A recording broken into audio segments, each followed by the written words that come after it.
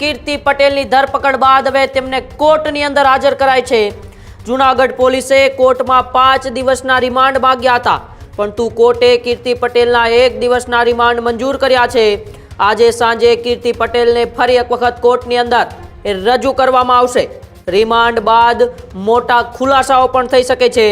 3 અલગ અલગ ફરિયાદોને લઈને કીર્તિ પટેલની પૂછપરછ પણ થઈ શકે છે।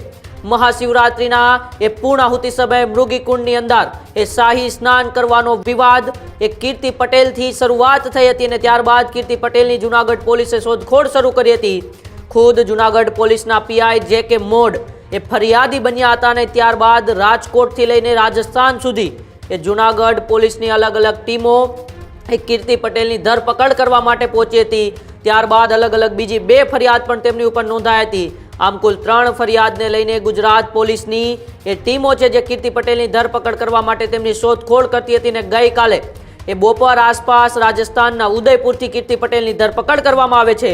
સાંજે તેમને જૂનાગઢ લાવવામાં આવે છે, ત્યારબાદ તેમનું મેડિકલ ચેકઅપ કરવામાં આવે છે અને કોર્ટની અંદર રજૂ કરવામાં આવે છે। ત્યારે જૂનાગઢ પોલીસ કીર્તિ પટેલના 5 દિવસના રિમાન્ડ માગે છે, પરંતુ કોર્ટ એ કીર્તિ પટેલના માત્ર 1 દિવસના રિમાન્ડ મંજૂર કરે છે।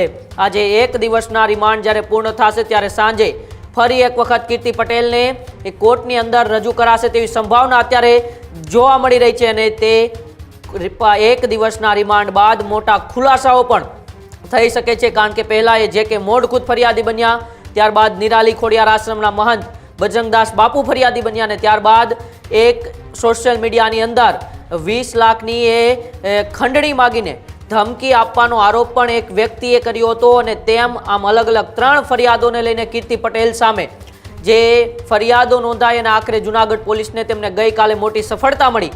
રાજસ્થાનથી તેમને પકડી લેવામાં આવ્યા। આ પહેલા પણ સોશિયલ મીડિયામાં તેમણે અનેક વખત વિડીયો મૂક્યા હતા, ત્યારે પણ રાજકોટના એક કાલાવડ રોડની આસપાસ કીર્તિ પટેલની શોધખોળ એ જૂનાગઢ પોલીસે કરી હતી, પરંતુ ત્યારે કીર્તિ પટેલ એ જૂનાગઢ પોલીસની પકડમાં નહોતી આવી।